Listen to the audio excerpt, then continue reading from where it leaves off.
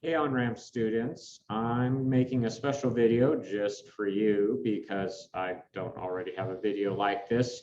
And today I'm going to use some special resources. I've actually, you're going to want the page that looks like this. These are the notes that we're going to be doing. There's a backside to it, okay. So we're going to be starting there. The topic today of orbital filling notation, electron configurations, noble gas electron configurations, these are common to all levels of chemistry. So actually what I'm about to show you is the same thing I would use in all my other levels of chemistry, even like an on-level chemistry class is going to go through these, but I've combined some pieces together today. So that's why this is a special video. It's just them put together.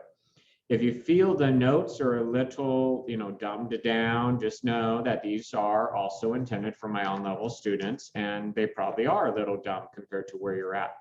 But I do want to make the point that this is not anything unusual for this topic.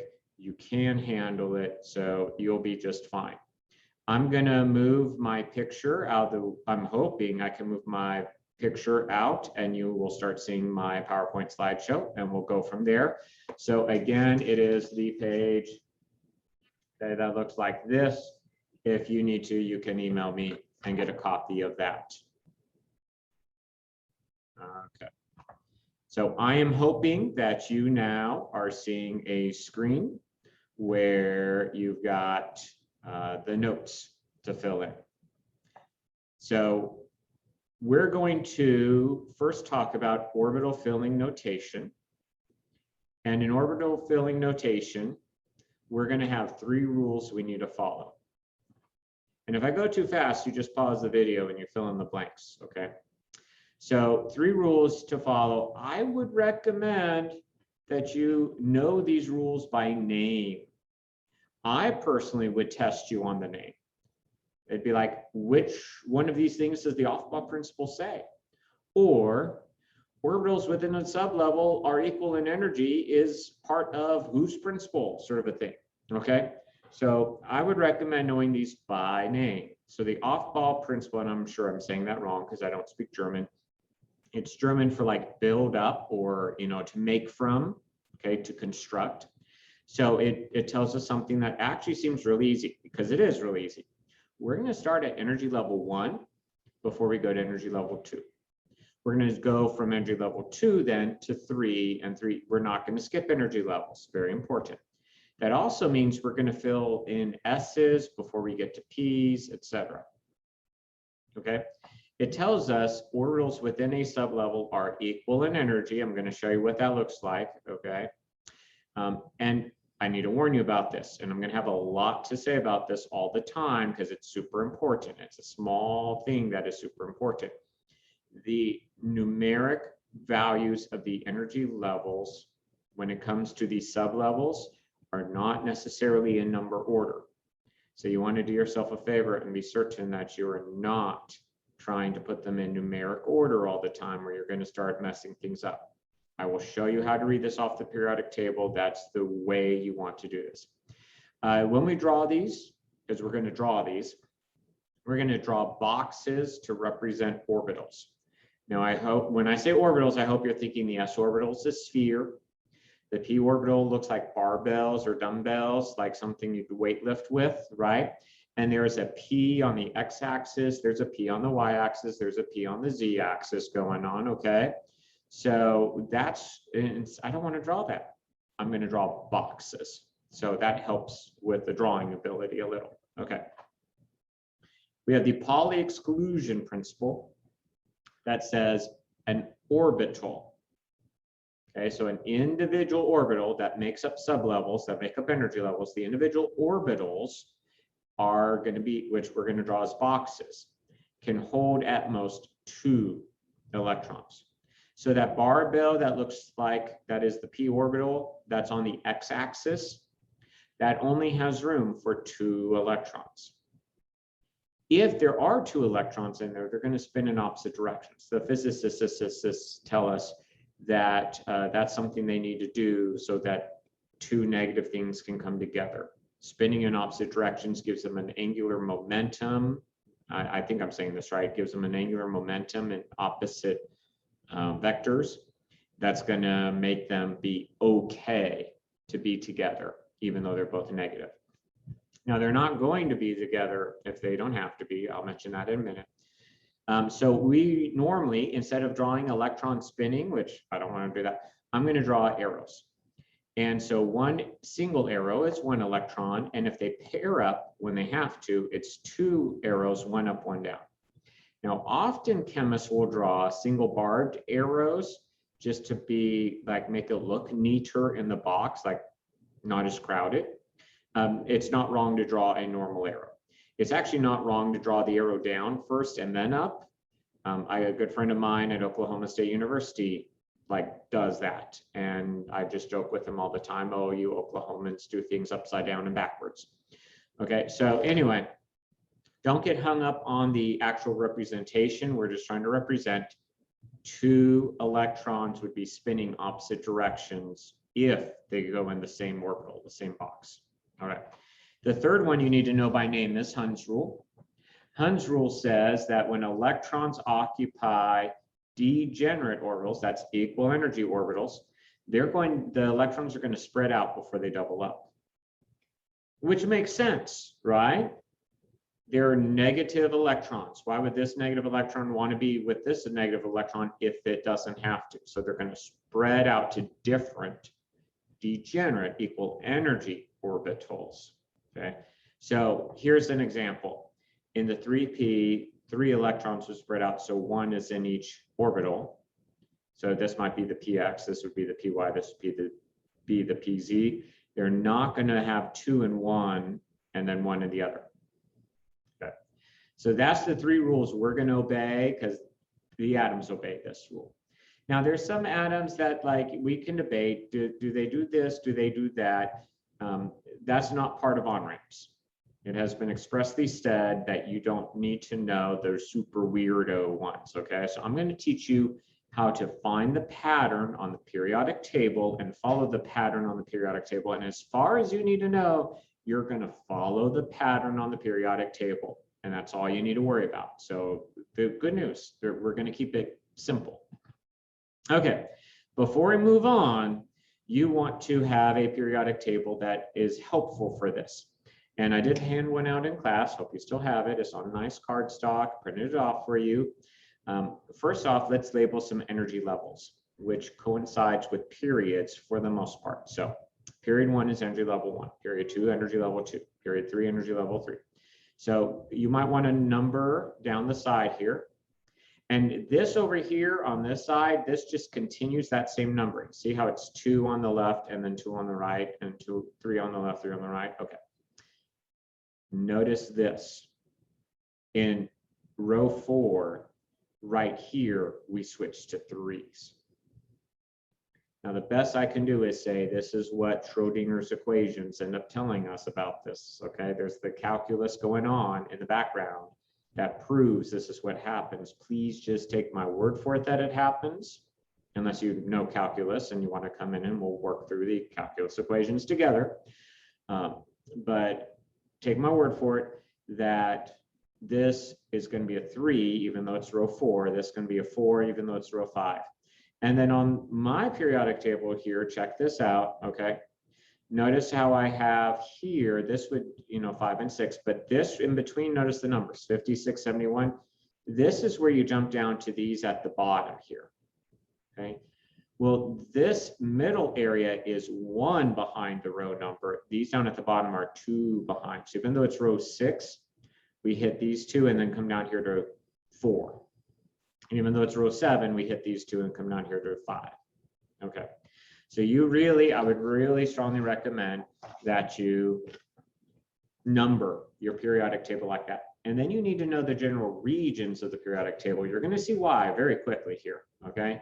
This is something that we expect you to know these numbers, and we're going to expect you to know the sub-level areas, S, P, D, and F, on the periodic table. You got to know that. So I'm going to try to bring my camera back over here, okay? So hopefully now you're seeing me. Okay, here I'm going to try and bring it closer, okay? There, something like that.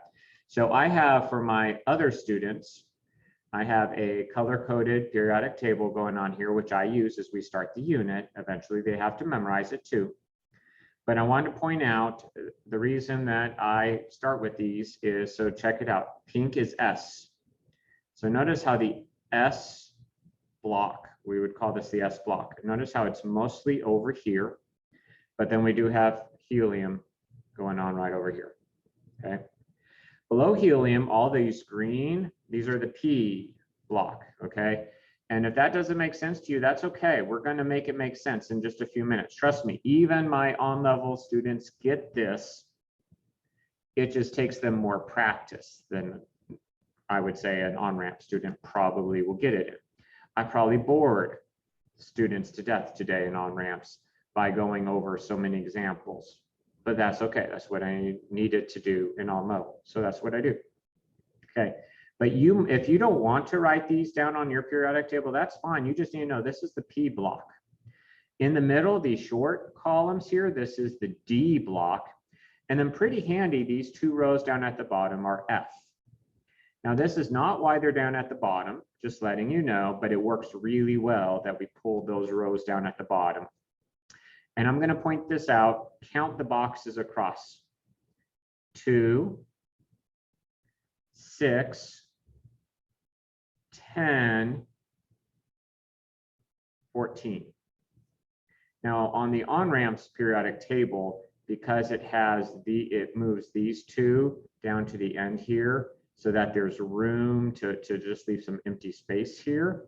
That's why you have 15 down there, but they're up there. And if you want to discuss later whether it should be these two or those two up there, we'll have that discussion, but we don't need to worry about it because again, OnRamps has said that the weirdos to the pattern I'm about to show you, you don't need to know. So that's good news. Okay, so there you go. Either you have written this down on your periodic table, or at least when I start mentioning S block, P block, D block, F block, you know where those are. You need that. And again, the numbers that I just showed you are super important. Okay, I'm going to try and take my picture out of the way here. All right. Okay, this is not anything on your notes to write down. Don't write this down. Put your pencils down. Take your fingers, instead of holding your pencil, take your finger, put it on hydrogen, because wherever we are on the periodic table, we have to start at hydrogen. So I'm going to start at hydrogen, and I'm going to count hydrogen. Hydrogen has 1 electron. Where is that 1 electron? Check out what I do. I say, well, look, it's going to be energy level 1. Do you see the 1 there? Okay. And this block is the S block. So I have 1 electron or 1 arrow in the 1s box. So here is a lot of boxes that are empty. This is what I'm going to walk. I'm going to walk us through all the way through all these. It's going to be a ton of examples. You're going to be bored. It's okay. You'll get through it. Okay. Here is hydrogen. 1 arrow in the 1s box. Like I really don't even need to show all these others, but again, I'm going to eventually use them. So I've decided to leave them. Okay. So hydrogen, if I wanted an orbital filling diagram for hydrogen, I would have 1 arrow in the 1s box. Okay. Now let me ask you a really tough question, and it shouldn't be that tough. What's the difference between hydrogen and helium? Helium has 2 electrons, hydrogen has 1. Now it looks like I'm copy pasting and therefore I'm cheating. I'm not cheating. Check out the difference. Here's hydrogen, here's helium. Yeah, I only added 1 more arrow. But what did you just say? You just said the difference between hydrogen and helium was 1 electron. So it should not be a surprise that all I have to do is add 1 more electron. Now check this out. How did I know where to add it? Well, that's still energy level 1 because you numbered it 1. And that's still part of the S block. So I put in the 1s. Notice I had to, Pauli exclusion principle, I had to draw the arrow down to go with the arrow up. And then that's it. So when I move to lithium, element 3, with 3 electrons, well, look, this one already has 2. So what's the difference? 1 more arrow. I know it looks like I'm cheating by doing copy pasting. I'm not. This is what we do. Those 2 arrows are going to be still there. It is, boom, here's lithium. I know it's lithium because I have 3 arrows total. And tell me, what row is lithium in? 2. What block is lithium in? S. That third arrow then goes in the 2s. And then next to lithium is beryllium. Does that change much? Well, it's 1 more electron, but does it change much? Well, it's still in the s block and it's still row 1. So it should not be a surprise. It's going to go here. There's where my 4th arrow goes. And now beryllium, I know this is beryllium because there's 4 arrows total. I know it looks like I'm cheating, copy and pasting, but they do this. This is what they do. I'm not cheating, okay? These 3 previous arrows would exactly be there where they are. I'm just, for beryllium, I need to get it to show 4 total. And so there we go. Now, this is where it gets a little interesting, and then later it's going to get a lot interesting. But this is a little interesting. After beryllium, where do I put the next arrow? So I'm going to go from beryllium to boron. Drag your finger across from beryllium to boron. You should have numbered that row 2, and we're now in the p block. So I'm going to put it in a 2p orbital, or in other words, a 2p box. Okay, now I have 3 to pick from. Doesn't matter which one I put in. No, not really. Okay, but notice this. When I go to carbon, why do I have to do this? Do you see what I did? I spread them out. I did not double them up. These are equal energy. See how the level is equal on my screen? This is low energy way down here at the bottom. Here's high energy up at the top. Okay, they're equal energy. So they spread out. They don't double up until they have to. That's Hund's rule. Okay, so again, I would ask those questions on the test. Maybe I'll give you one of these diagrams and it's incorrect, and I'll be like, whose rule did I not use? Okay, like I would recommend knowing those 3, Aufbau, Pauli, and Hund's rule by name. So do that. Okay, so here's carbon. Carbon is in the 2p area. What happens when I go to nitrogen? Well, it's still in the 2p area. It's just 1 more electron. So there we go. Now, here's a kind of interesting thing that happens when I go from nitrogen to oxygen. Still in the 2p area. But what do I need to do with the arrow? Yes, I need to double it up. So I have to go a down arrow. Now, do I have to go down arrow in this box? No, it could have been in the middle box or the one on the right. Most chemists are right-handed, so we just kind of tend to put on the left and work our way to the right like reading a book. That's the only thing. Okay. Next up is fluorine. Next up is neon.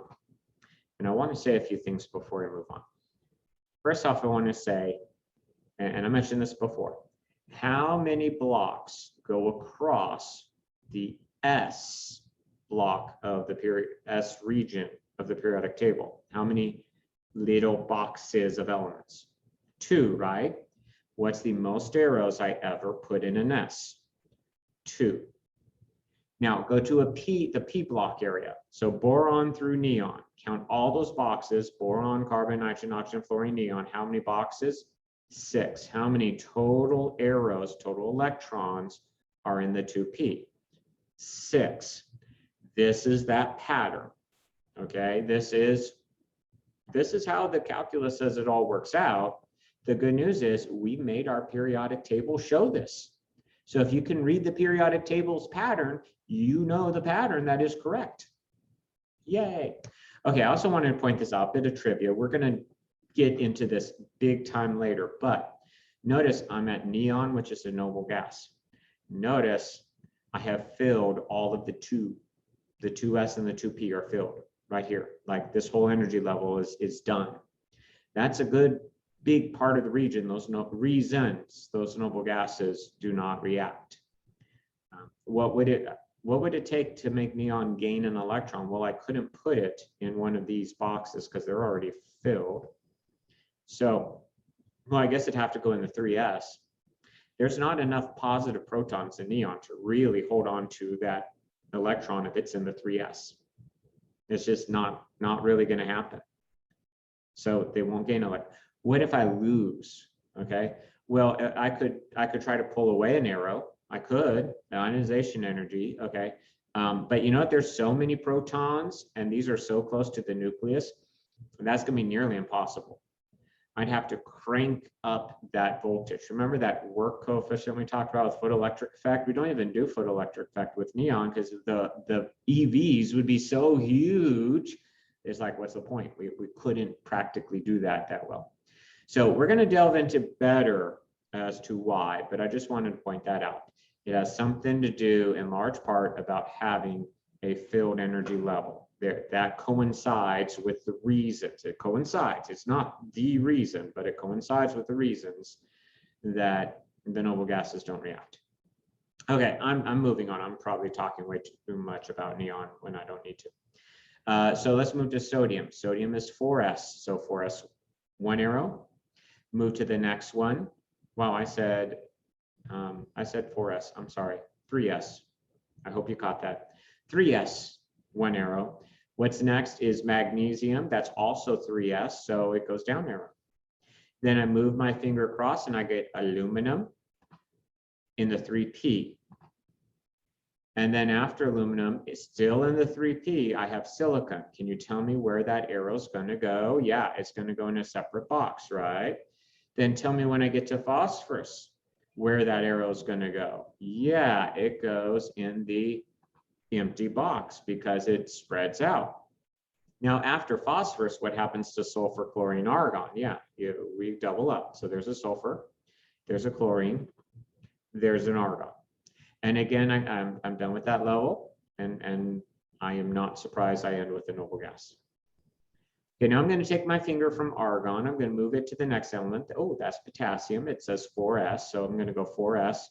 And then I got calcium, also still says 4s, so I'm going to go 4s, but now it's a down arrow. And then be very, very careful. This is where it starts getting really interesting here. After the 4s, we don't go to 4p first. We go to 3d. The D's are actually still kind of tucked down inside the atom. It's not on the outside layer. Like so far, we've been working with those outside layers, like the layers of an onion or tree rings. The more layers, the bigger the tree, right? These layers are inside layers. The D's are inside. They're closer to the nucleus than this 4s, and that's why they're 3D. But they're higher in energy. So they're actually what we go 4s first and then we hit 3ds. It's just what happens. Okay. So again, there's reason for this. I'm not going to go through how this works out until you've taken calculus. Then we could discuss it all you want. But it's on the periodic table. I had to put a little 3 right in front of SC, scandium. And this is why, to remind you, it's a 3. And everything in that middle region of the periodic table is a D. Okay, so I'm going to go 3D. So there's scandium. After scandium comes titanium, up arrow in a different box. See how that works? Okay, Hund's rule still applies. So I go up, up, up, up, up, and I get manganese. Now I have a single arrow in every box. So what do I do when I go from manganese to iron? Well, I'm going to go down arrow. And then I go to cobalt, okay. And then I go to nickel. And then I go to copper. And then I go to zinc. Now, first off, notice I'm at the end of my D block, and take a moment. How many boxes from SC through ZN, counting them all? You would count 10. How many arrows total? 10, okay? So notice how these patterns work. S's always have just one orbital, one box, and that's 2 electrons. P's will always have 3 orbitals, 3 boxes. That's 6 electrons. D's will always have 5 orbitals. They can hold 10. F's we'll get to in a little bit. They have 7 boxes. They can hold 14. Guess how the pattern's going to go? G's, whenever, if ever, we need G's, they're going to have 9 boxes and hold 18. Like, there is a pattern to it. The periodic table shows us that. All right. Moving back to, this is zinc. When I go from zinc to gallium, I'm back in my 4Ps, and I hope you put a little 4 there, and it is still the P block. Now, again, these numbers and letters you have to have memorized by the test, which this particular year is coming up at the end of next week. So if I don't know what year you might be watching this video, but the test is coming up soon. So you better be memorizing these numbers and letter regions so you can read it right off the periodic table. I'm sure that's what they want from you in OnRamps. That's what I would want in any of my chemistry classes. From on-level to pre-AP to honors to OnRamps, I would expect you to be able to read it off the periodic table. Just you don't get a labeled one. Okay, so there's zinc. Gallium is an up, no surprise. Germanium, arsenic. Okay, we've been through some P's before. You know how the P's work. Oh, look, I'm ending an energy level. And krypton is a noble gas. Not coincidence. Okay. Then after, now watch how this works. After 4P comes 5S. So there's a 5S for rubidium. There's a 5S for strontium. Then comes 4D. So I'm going to put yttrium and zirconium and you know, one up, and then I got to start doubling them up. One down, one down, one down, one down. And again, these are 4Ds. So I literally am starting 5s with 5S. I'm going back to 4, and now I'm going to go up again to 5P. And so now I'm going to do across the row from indium through xenon. And by the way, indium is not named after India. It is named after indigo, just in case you were curious. Okay, so indium, tin, antimony, tellurium, iodine. I'm a little slower than my PowerPoint here. Okay, and then there's xenon. And again, I'm ending an energy level, and I have a noble gas, not a surprise. Now things are going to get even more interesting. But again, your numbered periodic table will help you see the pattern. But by test time, you better memorize the pattern. So, and I don't think that's hard. I really don't think I'm asking a lot, but I'm just warning you, you don't get a numbered periodic table on the test. You get my laminated one that is exactly unnumbered and unlettered, and you're expected to know it. Okay, so I'm at 6. I'm at cesium is next. 6S. Barium is next. 6S. Now, I go down. I'm going to go down to the beginning of the 4S. So again, you know, I'm going to go through all of them. So up arrow, up arrow, up arrow, up arrow, up arrow, up arrow, down arrow, down arrow, down arrow, down arrow, down arrow. Okay. How many arrows total? 14. How many boxes should be across those bottom 2 rows? Well, on most periodic tables, it's 14. On a few, if they left that gap, it's 15, but you understand what I'm trying to show. That some of the D's are down there too then. Now catch this. I went from 6S to 4F because it's 2 behind. Now I'm going to 5D. I'm still not back to another 6 yet. Okay, you gotta be sure you know these numberings on the periodic table. All right. So 5D, I'm going to go across, up, up, up, down, down, down, and I would continue. I'm out of room on the PowerPoint, so I'm stopping at Mercury, but it would continue after the 5Ds would then come the 6Ps, and then the 7S, and then the 5F, and then the 6Ds, and then our newest elements, the 7Ps. And guess what would come next if we keep making more elements? 8S. And then after 8S, we would go to 6F. And then we'd go to 7D. And like it's a pattern. And we can predict where we're going to go next even before it happens because of this pattern. It's really super awesome cool. Okay. So that's orbital filling diagram. Now I want to impress upon you, why are we doing arrows and boxes? Because I don't want to draw this. This is neon. Here's the 1S. Here's the 2S. Here's the 2Ps, although I think the 2Ps honestly should look a little larger because they should be a little bit bigger actually than the 2S, but you get the idea going on here. Now this is something relatively simple, but could you imagine for showing 10 electrons having to draw a picture that looks like that to just show where 10 electrons are? And then think about doing it for like radon, which has 86 electrons. Like, yeah, I hope you're glad with boxes and arrows.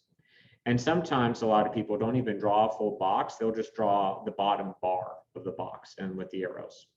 So there you go. It wouldn't surprise me if on tests or quizzes or, exit tickets, things like that, if that's what you see, because that's a possibility. But you get the idea. We would be drawing something to show where arrows are to show electrons.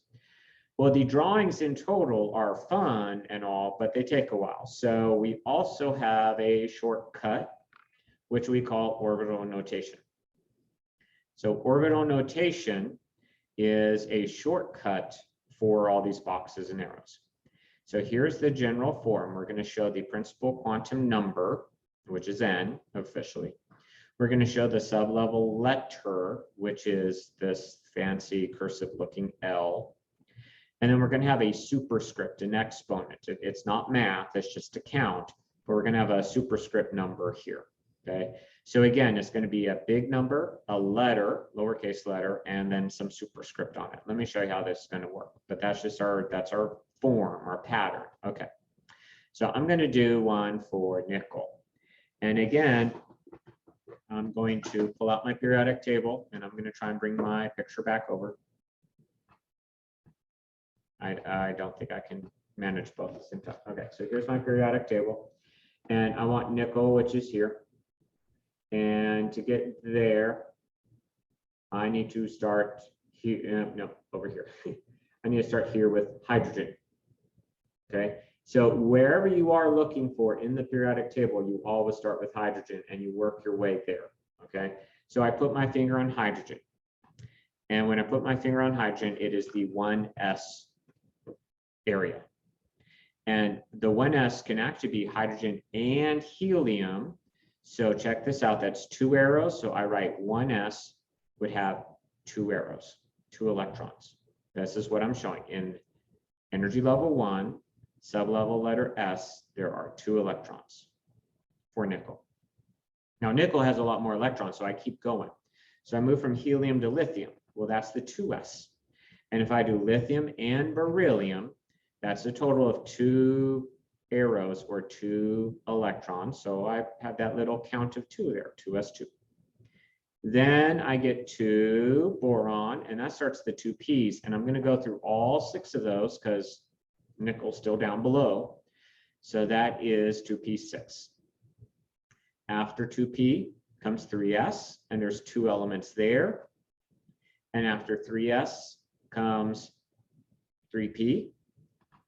And there's, I counted them up, I'm going to go through the whole row, that's 6 arrows, 6 elements, 6 boxes on the periodic table. It all is matching up. Now here, watch it, be careful here. After 3p would come 4s, 1, 2. So that's potassium and calcium, K and Ca. After that, I'm going to go where? I'm going to go 3d. And I don't want to go through the whole row. I want to stop when I hit nickel, and we do count the box we end on. So I'm going to count 1, 2, 3, 4, 5, 6, 7, 8, and I'm done. So I say 3d8. Okay, that is the electron configuration for nickel. There we go. Sure beats drawing boxes and arrows, doesn't it? Yeah. But you know, with every shortcut, you lose something. And now what I've lost is, I don't know. Of these 8, I don't know which ones are paired up and which ones are single. So if I was asked which ones are paired up and which one's single, I'd have to draw that 3p out, or sorry, 3d out. And I'd have to go up, up, up, up, up, down, down, down. Oh, I see, 3 pairs and 2. So that's not something I can just answer right away if I use the shortcut. So that's what we lose in doing the shortcut, but it certainly is a lot more convenient than drawing boxes and arrows. I'm sure you'll agree there. Okay, I want you to try one. So I want you to try 10. And by that, what I mean is this. I want you to pause this video, start at hydrogen, because we all start at hydrogen, work your way all the way to 10, element 50, count the box you end on. Then once you have tried working it out, then start the video back up. Okay, so you're just pausing me, I'll live. Start the video back up and check your work. Okay, I'm serious. Pause the video. Pause it now. Do your work and then check your, look, you're only hurting yourself if you don't pause the video and then come back later and check your work. Okay, I hope you paused the video. Here is the answer.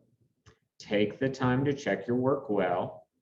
To get to 10, I start at hydrogen and helium, that's 1s2, and then lithium and beryllium, 2s2, and then boron, carbon, nitrogen, oxygen, fluorine, neon, 2p6, and then sodium and magnesium is 3s2, and then aluminum, silicon, phosphorus, sulfur, chlorine, argon are 3p6.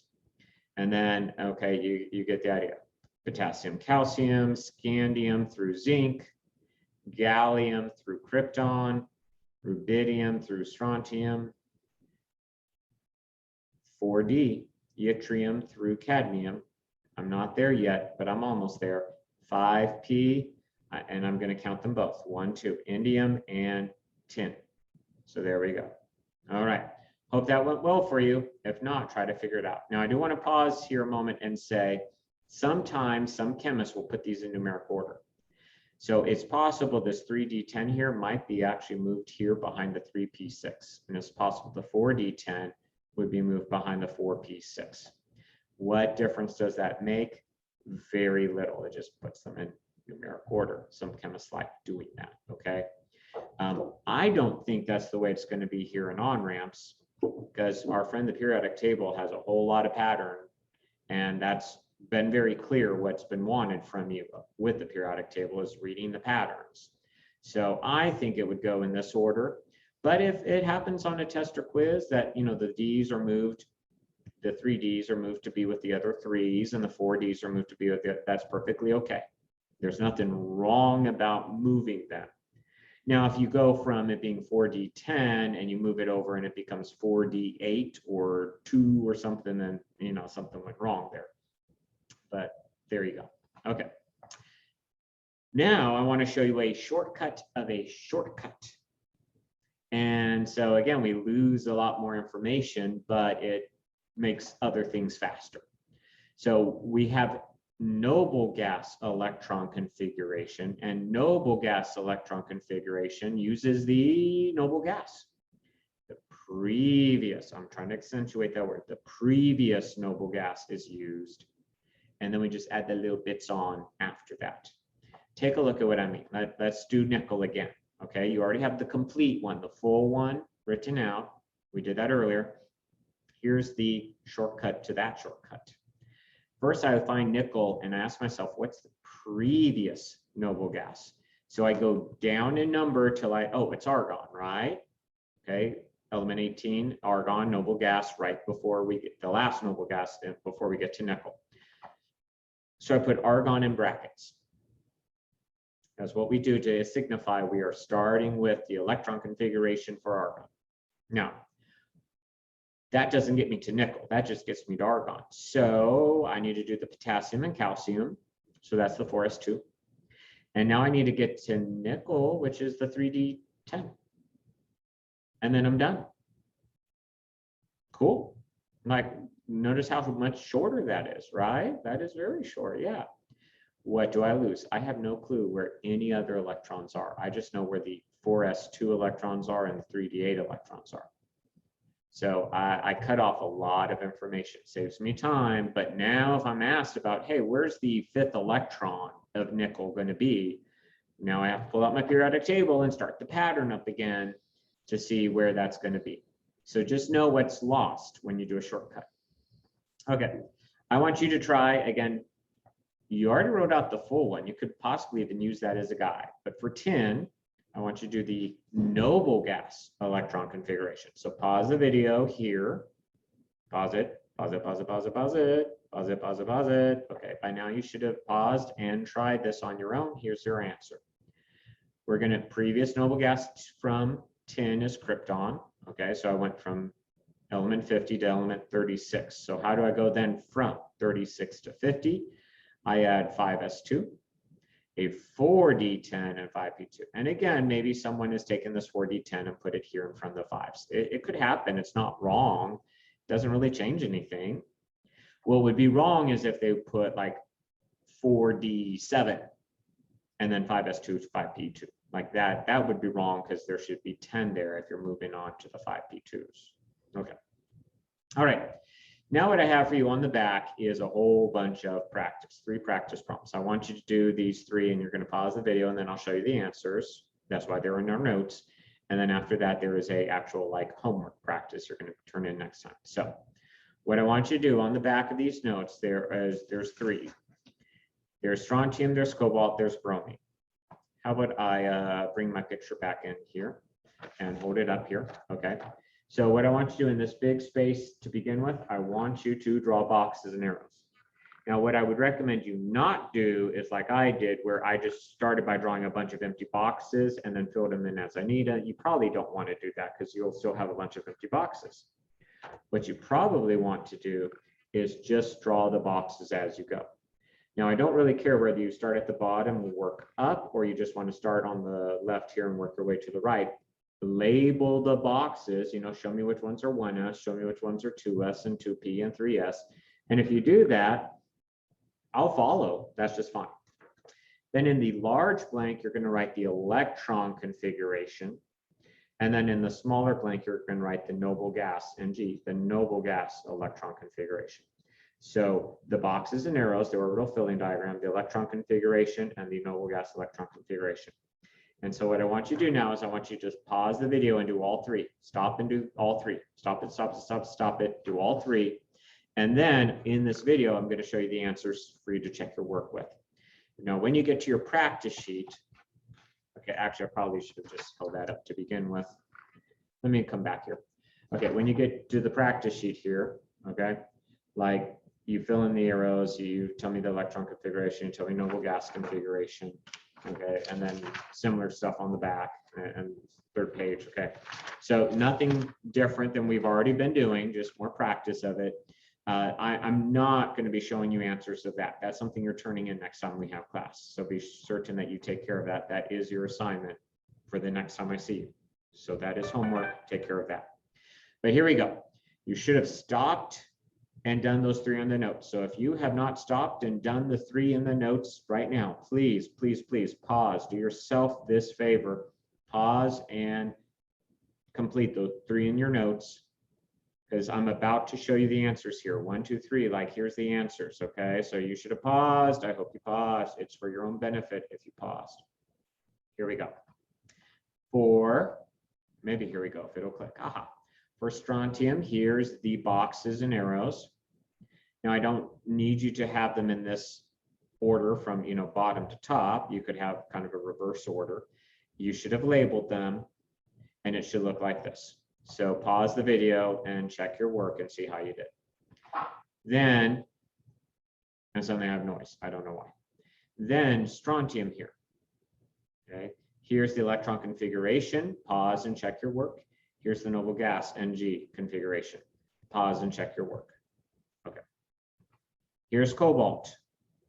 Check it out. I went up, up, up, up, up, down, down, and that's how I knew how to do this. Do yourself a favor, just be in the habit of up, up, up, up, down, down, down, down. Don't even try to think ahead of time, okay, these are going to be paired, these are going to be single. That's way more thinking than you have to do. If you just always go up, up, up, up, up, up, up, up, up, up, till you're out of boxes, and then down, down, down, down, down, down, down, down, down, till they're all filled up, like you can't lose, really, literally. So there you go. So here's cobalt. And if you need to, go back and pause that. And then here's the electron configuration and the noble gas, and pause this and check your work. Okay, and then here's bromine. Pause and check your work. And then here's its electron configuration and noble gas configuration. Pause and check your work. Okay, hope that's gone well for you. Believe it or not, I have not said anything that is not in the learning modules. What I am doing is I'm kind of going from the end to the beginning, because the learning modules did great to tell you the historical development of how we went from knowing nothing to where we know they are now. But I often kind of find just Students do better if they see how the end looks like, and then they understand how we got there. So that's what I've attempted to do today. You've got an assignment to do. It's due right at the beginning of their very next class period. No other class time to work on it, so be sure you take care of it. Of course, you can always contact me with questions, concerns, but do contact me if you have them. Don't wait till the next class period. Contact me ahead of time. Hope this has helped. Hope this makes more sense. A big, huge word of advice, and this is always true after our time in class, you should always go back over those learning modules to see how much better you know it.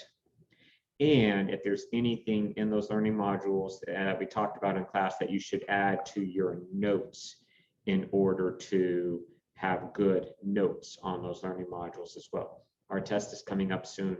You want good notes to review from. You want to have looked over those learning modules well. You can't just go off of what we've done in class, because there is not enough time just with class alone to make this work for you. You got to be putting in the time outside of class time too. Hope you have great days until I see you again. And again, you've got homework, take care of it. Good luck and contact me for help. See you later.